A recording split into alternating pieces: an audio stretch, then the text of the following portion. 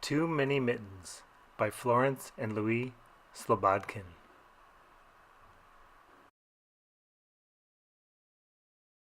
Ned and Danny are twins. They live in Michigan where it is often very cold in the wintertime and there's a lot of snow and ice. Once, when their mother and father went on a trip, their grandmother came to stay with the boys. Grandma took very good care of Ned and Donnie. When they went outdoors, Grandma always said, "Let's zip up you're nice and warm and be sure to put on your red mittens." One day, Donnie could not find one of his mittens. "I must have left it in Janie's yard yesterday," said Donnie. "Let's go look for it." But when Donnie and Ned looked in Janie's yard, they could not find the red mitten. Janie's mother said, "If we do find it, Janie, we'll take it over to your house." And sure enough, a little later that day, Janie came over to their house with the red mitten. "That's it," said Grandma. "Now let me clip it into your jacket, Donnie, so you won't lose it again." The next morning, while the twins were in school, Mrs. Brown, who lived next door, rang the doorbell. "I heard that one of the twins was looking for the red mitten," she said. "Here it is." And she gave Grandma a mitten that looked exactly like those the twins wore. "I suppose this does belong to them," said Grandma. "Their mother must have bought them an extra pair." "Thank you, Miss Brown." And Grandma put the red mitten in a small drawer. That afternoon, Ned came home from school with 3 mittens, the pair he had started out with, and an extra one. "Our teacher says this must be our red mitten," he said. "I suppose it is," said Grandma. "It looks just like the others." And she put it in the drawer with the other 2. A few days later, after the boys had played in the snow in their own backyard, they came into the house and brought 2 more red mittens.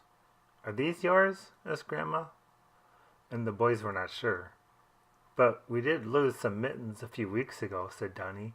So Grandma put the mittens into the drawer with the other mittens. The postman came with the mail, mostly pretty picture postcards from the boys' mother and father, and brought another red mitten. "I found this on Elm Street," he said, "and someone said it must belong to the twins." Grandma stared at the mitten the postman had put into her hands. "Thank you," she said quietly. And early the next morning, the man who collected garbage brought another red mitten. "I guess one of your boys lost this," he called out as he tossed the mitten on the back porch step. Grandma picked it up and said, "Thank you, Mr. Tom." And then the milkman found 2 mittens and brought them to the house. And when Grandma and the boys went to the grocery store, the grocer reached down behind the counter and brought up a red mitten. "I've been saving this for the twins," he said. "They must have left it here last week." The man who drove the big package delivery truck stopped by, although he had no package to deliver. "Miss Miller down the street asked me to drop off this red mitten. She says it must belong to the twins," he said. Grandma put that mitten in the drawer, too. Then Ned and Donnie took out all the red mittens Grandma had put into the drawer and counted them. They counted 1, 2, 3, 4, 5, 6, 7, 8, 9, 10! There were now 10 red mittens in the drawer. And for the next few days, whenever anyone found a red mitten anywhere, that person brought it over to the twins' house. When the twins' mother and father came home, they had presents for everyone. A pretty scarf for Grandma, a new collar for Cat, and for the boys 2 beautiful pairs of bright red mittens. "Mittens?" exclaimed Grandma. "Mittens," shouted the twins. "Don't you like them?" asked Mother. "Yes, but there have been so many mittens," said Grandma. "Well, only 1 pair each, and they're getting worn," said Mother. "Only 1 pair?" Grandma and the boys looked at each other and laughed and laughed. "Come with me," said Grandma.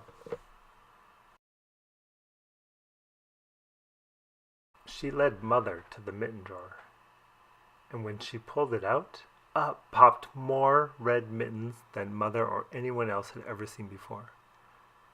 "And the boys have a red pair of mittens strapped to their jackets, too," said Grandma. Where did these come from? These are not ours, said Mother. Grandma explained that everyone in the neighborhood knew about the twins had lost a red mitten, and every time a red mitten was found anywhere, people thought it belonged to the twins. So all the mittens had been brought to our house. What shall we do with them? They belong to other children who need them. But who are they? How shall we find them? I know, said Ned. Let's hang them on a line in the yard. We'll tell people who have lost red mittens to come and get them from our yard. Everyone thought this was a very good idea. So they hung the mittens on a line in the backyard and tacked this sign to the front porch. If you have lost a red mitten, we have it. For a few days, the mittens were rained on, snowed on. They froze and unfroze, but they waved gaily to and fro in the cold. And soon, people heard about the lost mittens in the twins' backyard. Strangers came to the door. My boy lost a red mitten, said one lady. May I see if it's on your line? Then a little girl rang the doorbell. May I please look in your backyard? I lost my red mitten. And so it went on for several weeks.